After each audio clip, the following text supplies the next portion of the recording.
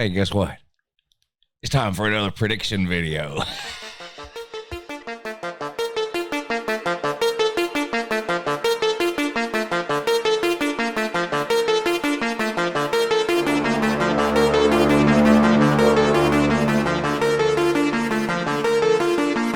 I know stuff.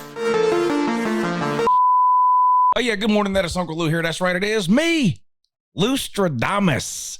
Live on LouTube for you. Thanks for watching. I really appreciate it also. And two, hey, make sure you subscribe to the channel if you're not already. I post these pointless, barely watchable college football videos almost every single day of the year. Some of them are even watchable. Yeah, so subscribe to the channel. We have a great time here. The call-in shows. We do live streams on the weekends. It's a really good college football community around here in all seriousness. So hit the subscribe button, hit the thumbs up. And in today's video, we're going to talk about Penn State and their 2025 season. You can see I've got the schedule pulled up over here. I'm going to go through it game by game and give you a winner and a loser for every single week. I'm doing a whole series of these videos. I've done, I think, 8 of them so far. There's a playlist where you can just click back on the channel. You'll see all the teams I've done so far. I start this series in June every year, and I run it through around the beginning of August. Try to get about 40 or 50 different teams done. When I do the prediction videos, I don't just give you a record. If I think a team's going to lose 2 games, I point out the 2 games I think they're going to lose. We'll get to that part at the end. We'll do a brief preview, wrap up last year for Penn State, look forward to 2025, and then I'll give you the prediction. I'm going to try my hardest not to turn this video into a complete and total defense of James Franklin, which is what I often find myself doing when I talk about Penn State. I do not understand the hate James Franklin gets. I know what his record is against the top 10. A lot of people can't beat teams in the top 10. There aren't 10 coaches in the country better than James Franklin, period. He's a top 10 coach. Getting mad about it and rage typing online, I don't think is going to change that. He's won the Big Ten. He's made the playoffs. He's won playoff games.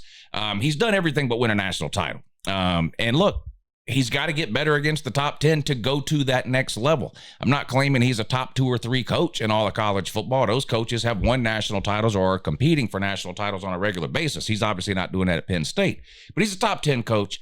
And this year sets up really good for Penn State. And the James Franklin haters may end up having to swallow some crow by the time this season is over. Let's take a look at, we'll wrap up last year for Penn State. Let's do that. They had a pretty good year last year. Probably it might have been their best year under James Franklin. At worst, it was, I guess, their second best year under James Franklin. They did win the Big Ten back in, I think it was 2016. James Franklin's, I think, second year there. They didn't win the Big Ten this past season, but they did make the Big Ten championship game, coming up a little bit short against Oregon. And like I said, then they made the playoffs. But anyway, they were 8-2 inside the league, inside the Big Ten. They finished overall 13-3. They went 11-1 in the regular season. Their only loss was to Ohio State, and that's become about like clockwork for Penn State. They're going to look to change that this year. We'll talk about that. We'll talk about that in a second. But they started off with a win against West Virginia. They kept it going over Bowling Green and Kent State. Then they got into the Big Ten schedule. They beat Illinois 21-7. And at the time, I don't think we really understood how good of a win that was. But Illinois ended up being a pretty good team, going 9-3 last season and just missing out on the playoffs. Penn State beat them in September 21-7. They beat UCLA. They escaped at Southern Cal. And that might have saved their season. They probably would not have made the Big Ten championship game with 2 losses. But they did escape on the road at Southern Cal with a 33-30 win in overtime. They then won at Wisconsin, came up short again against Ohio State, 20-13, where once again their offense was the issue. Holding Ohio State to 20 points is pretty good. So defensively, I thought they played well enough to win the game, but offensively, it was just an absolute disaster in that game. No need to get back into that. But they turned it around, beat Washington, won at Purdue, beat Minnesota, and beat Maryland. And then, like I mentioned, came up short in the Big Ten championship game against Oregon, 46-37. But I thought that was the best offensive game Penn State's played in about a decade. That game against Oregon. They moved the ball up and down the field, scored a lot of points, but came up short. And then they won 2 playoff games. They beat SMU and Boise State before falling to Notre Dame in the Orange Bowl, 27-24. Really, really good game between Penn State and Notre Dame. So that's it. That's in the past now. That's behind us. We're moving forward. What do they have coming back? What do they lose? Key additions, key losses from last year's team. Well, defensively, they lose Abdul Carter, and there's no replacing that guy. He was one of the best defensive players in all of college football last season, an absolute monster. He's going to be a stud in the NFL. But I don't think Penn State's going to be hurting defensively. They're in a sort of unique situation where they lost what I think is one of the best defensive coordinators in the country, Tom Allen, top 5 probably defensive coordinator in the country. They lost him. He took the same job down at Clemson. They replaced him with another top 5 defensive coordinator who might actually be better in Jim Knowles, the sort of savior of the Ohio State defense. You know, we'll talk more about Ohio State when we get to that game on the schedule between them and Penn State, but Ohio State's been talented on defense forever, but their defense seemed to let them down in crucial moments at the end of the season for several years in a row under Ryan Day until they got Jim Knowles in there who kind of turned it around. And so he's going to look to sort of, now Penn State's defense doesn't need to be turned around. It just sort of needs to keep on chugging along as is. And I think their defense is going to be good again in 2025, despite the loss of Abdul Carter and their defensive coordinator, Tom Allen. They get, is it Dennis Sutton, I believe is how you pronounce his name. They get him back at defensive end. He may end up being their best defensive player this year. He's a future NFL player for sure.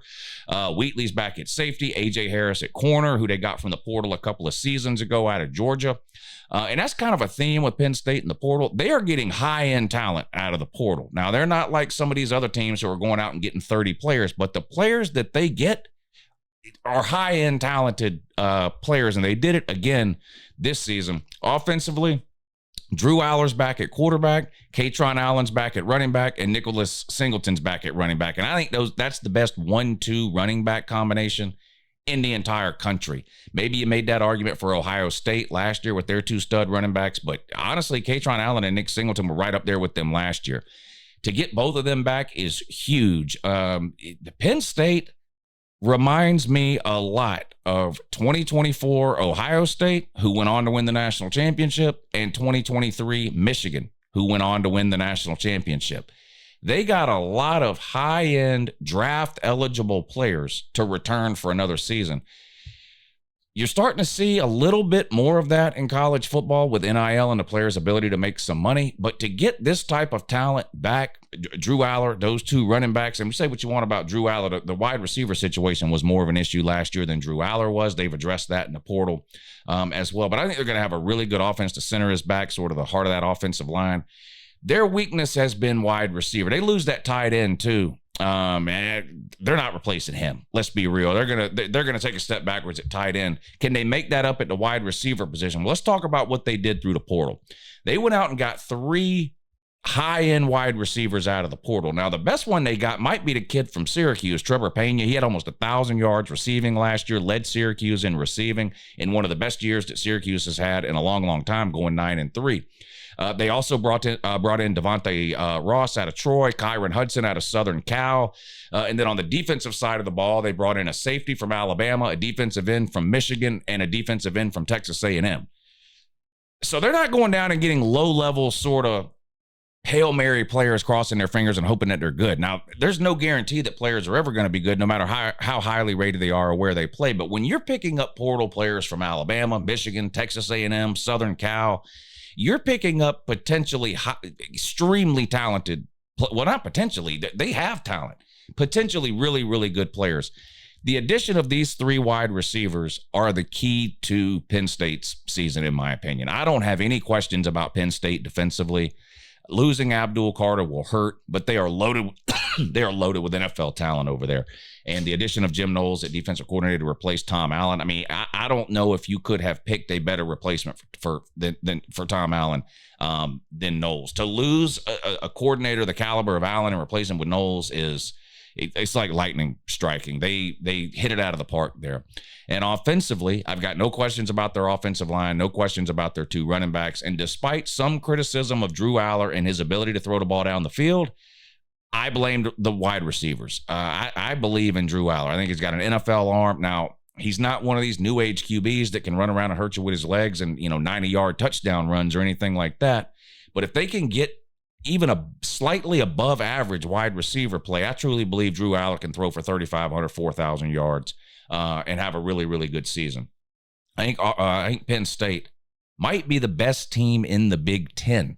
I told you they remind me of Ohio State from last year, who won the national title, and Michigan from 2 years ago, who won the national title. because of all these veteran players that they got to come back. But there's another area, too, where Penn State lines up with those two teams in 2025. If you look over here on the schedule, and you look at these first 3 games, you see that there are no Power 5 opponents. I'm not knocking that. Teams are free to make whatever types of schedules they want, and the Big Ten plays 9 conference opponents, whereas some other conferences only play 8. In 2023, when Michigan won the national championship, they played 0 Power 5 opponents in the non-con. They played 3 Group of 5 teams, or it might have even been an FCS team. Anyway, they played 3 lower-level teams in the non-con. Ohio State last year, 2024, when they won the national championship, played 0 Power 4 opponents in the non-con. They played 3 lower classification schools, Group of 5 or FCS. Penn State this year, all these veteran players coming back. One of the best quarterbacks in the country in Drew Aller, 2 of the best running backs on the planet, and Katron Allen and Nick Singh. They talk all these guys into coming back. Unbelievable hire at defensive coordinator with bringing Knowles in. And the schedule sets up pretty good, at least in the beginning of the season. If there are any sort of bumps or kinks to work out with Drew Aller and those new wide receivers, they'll have 3 weeks to figure it out before they play any real competition. At all. Now, what about the odds for Penn State heading into 2025? I like to look at 2 different things here: their expected win total and their odds to win the Big Ten. For their win total, it sits at 10.5. That's the expected number of wins. Now, obviously, you can't win 10.5 games. This is a betting number. So people are either betting over or under that number, and the number fluctuates up and down based on how people are betting. So people are extremely high on Penn State. The bets coming in on Penn State are either for 11-1 or 10-2. So Vegas is splitting the difference there and setting the win total at 10.5 and letting you bet over or under. You see the schedule on the screen right there. I'm going to go through it in a second. Does that look like an 11-win season, or does it look like a 10-win season? We'll see. We'll see. But the win total sits at 10.5.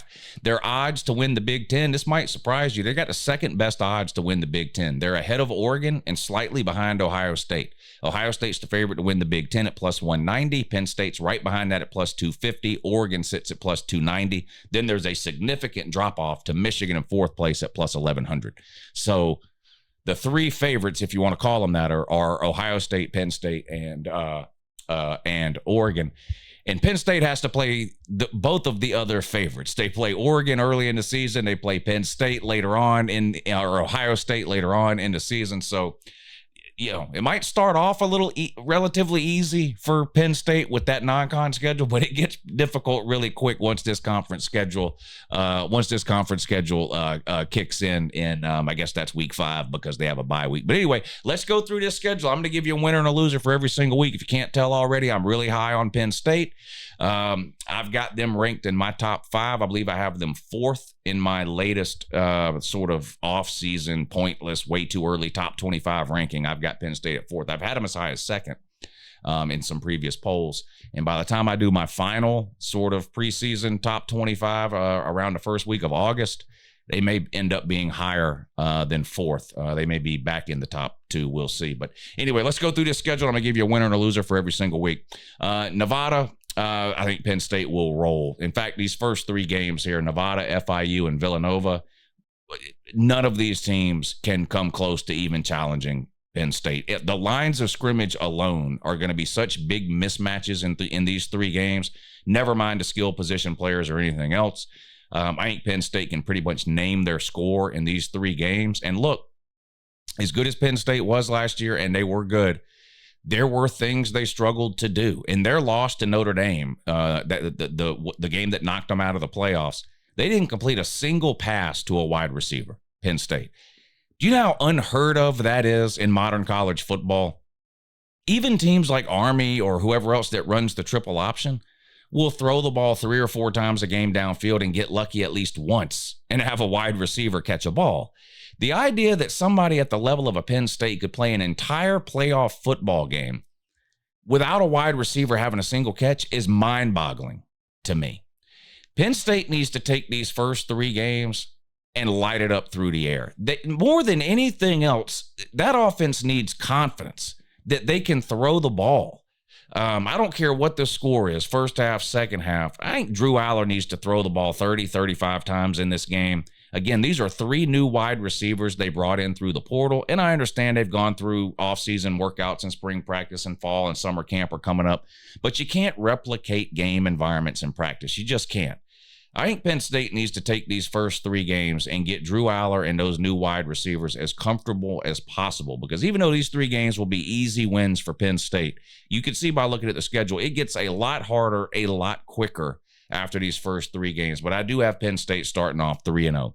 Then they have a bye week, and look at these 2 bye weeks that Penn State has. Now, bye weeks are funny. They're sometimes scheduled by the conference. Teams can request bye weeks at certain times. There are some teams who traditionally have a bye week the same week every year, and conferences try to honor that. But if you were a Penn State fan and someone handed you this schedule and they said, these are the 12 teams you're playing, and this is the order that you're playing these 12 teams in, we're going to let you pick where you want your own 2 bye weeks to go, you would pick right before Oregon and right before Ohio State, wouldn't you? This schedule sets up as good as it can, given the quality of competition on this schedule. And again, there are some tough games here. Oregon, at Iowa, at Ohio State, Indiana, who was a playoff team last year, Nebraska late in the year, which can be a physical team and has a second-year quarterback who they think can be really good. There are some difficult games and some landmines on here. But if you could handpick the 2 bye weeks and just place them anywhere you wanted on this schedule, it would be before Oregon and Ohio State, and that's where they have them. So 3-0, they get the bye week, and then they host Oregon.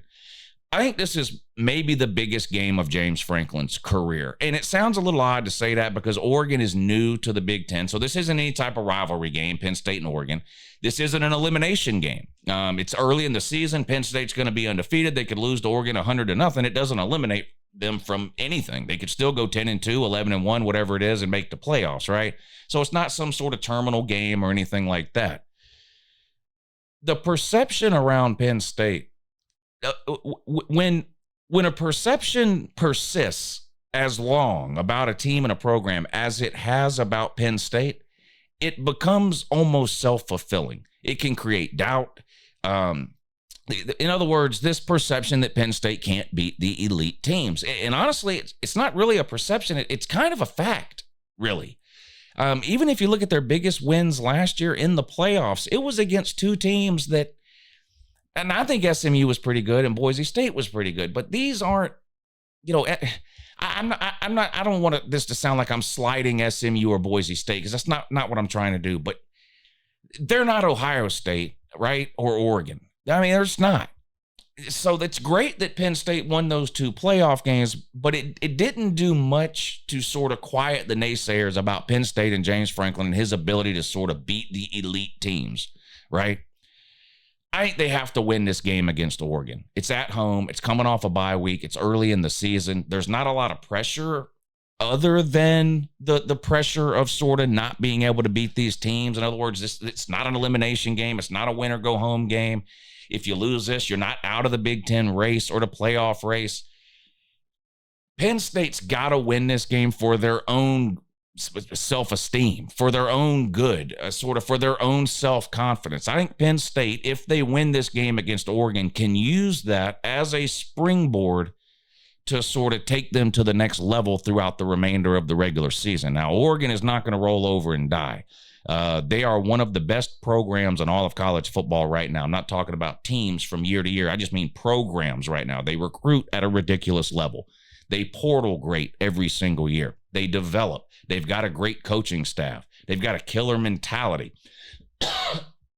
They do have a new quarterback, Dante Moore. I say new. He started for a while at UCLA 2 seasons ago, transferred, didn't play much last year, sat behind Dylan Gabriel, and now he's the guy, and they lost some other key pieces as well. Oregon did. They even have a wide receiver go down.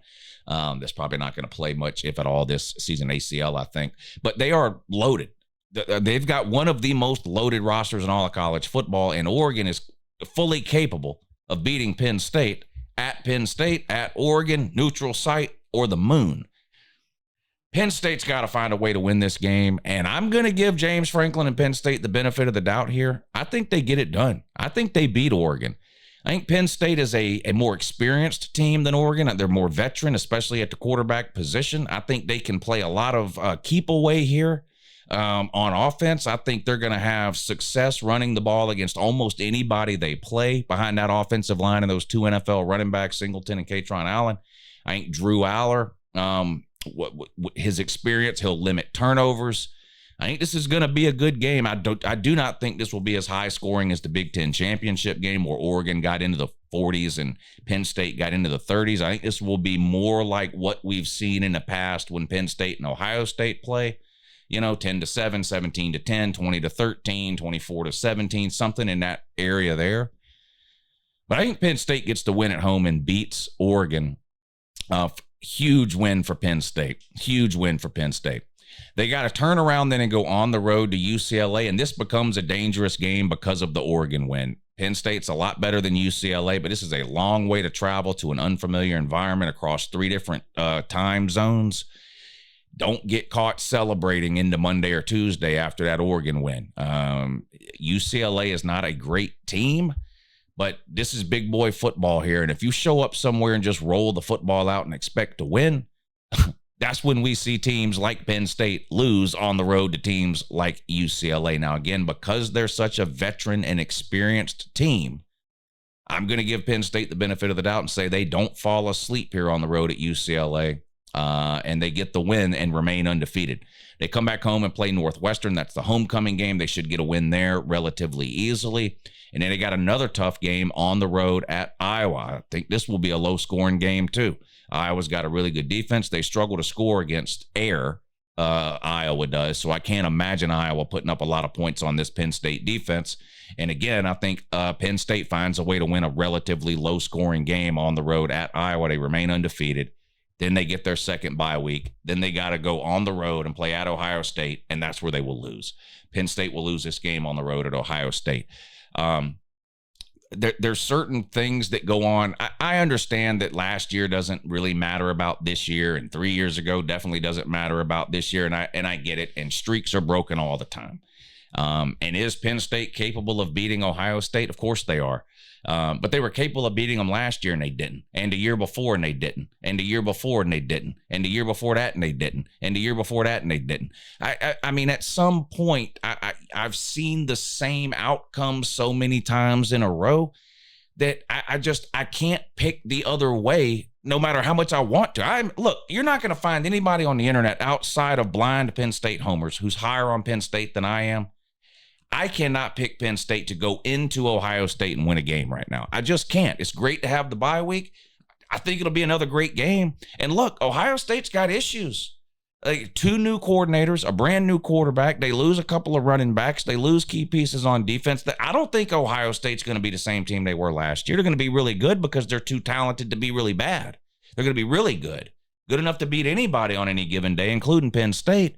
I think this will be a good game, but I've got to go with the home team, Ohio State, who has just completely owned Penn State as of late. The same reason I pick Michigan to beat Ohio State every year. The same reason I pick Alabama to beat Georgia every year. You just see these things over and over and over again to the point where no matter how hard I try to talk myself into picking Penn State here, or to find a reason why Penn State will win, in the end, it just always comes back to, I don't want to be wrong again. So I'm giving Penn State their first loss here on the road at Ohio State. Would I be surprised if Penn State goes into that game and wins it? No, but I just can't pick it right now in the middle of June. Not after what I've seen for the last 4, 5, 6, 7 years, whatever it is.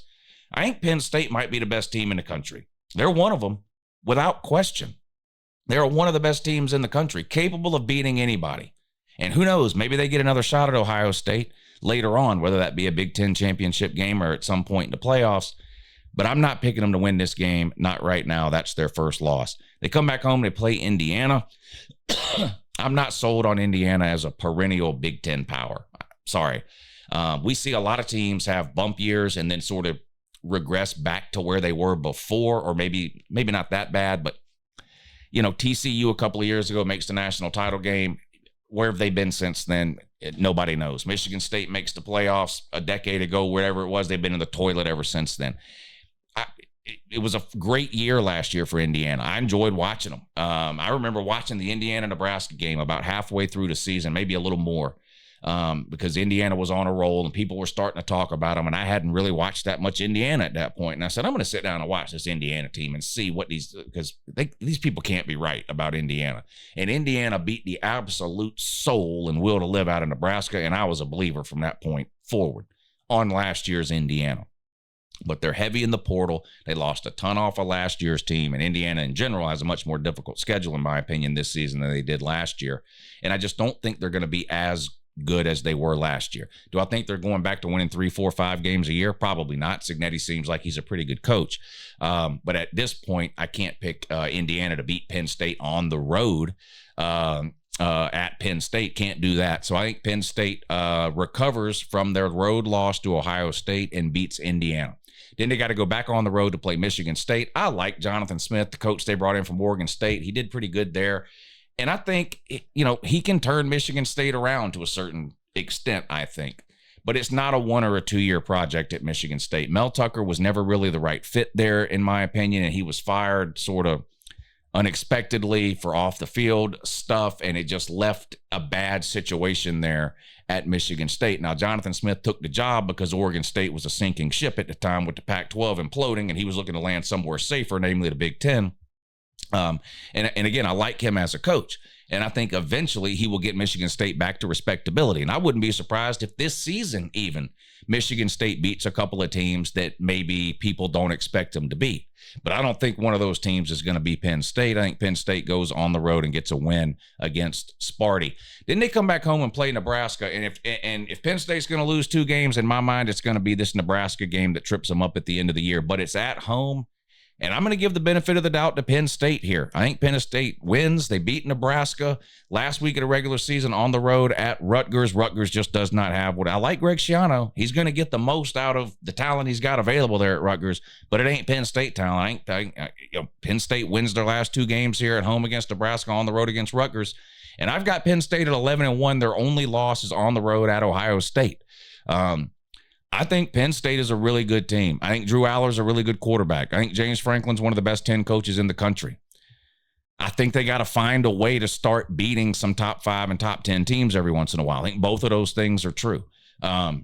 Nobody is going to have a perfect record against the top 5 or the top 10. Every coach is going to take losses at some point to the top 5 or the top 10. But it is true that James Franklin needs to win more of those games than he has won over the last 10 years. That is also true. I think it starts this year. I think they get that win early in the season at home against Oregon. I've got them dropping a game on the road to Ohio State, and I think it'll be a really good game. I wouldn't be shocked if Penn State were to win that one.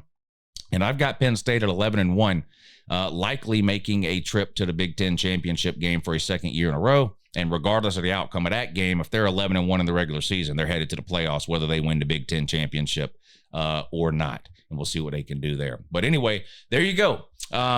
Please hit the thumbs up. Subscribe if you have not. I post these pointless, barely watchable videos almost every single day of the year round. There's no off season here. It's just right now we happen to be in a part of the season where they don't play games, but there's no off season. I do call-in shows every Tuesday and Thursday night. We do live streams on the weekend. There's a great community of college football people in the comment section here around this channel. So subscribe, start hanging out, join some of the call-in shows or the live streams, get to know some of the people around here. We have a really, really good time and a lot of really good people around here. Anyway, I appreciate you watching. Let me know down below where you disagree and where you think I'm wrong, and have a good morning.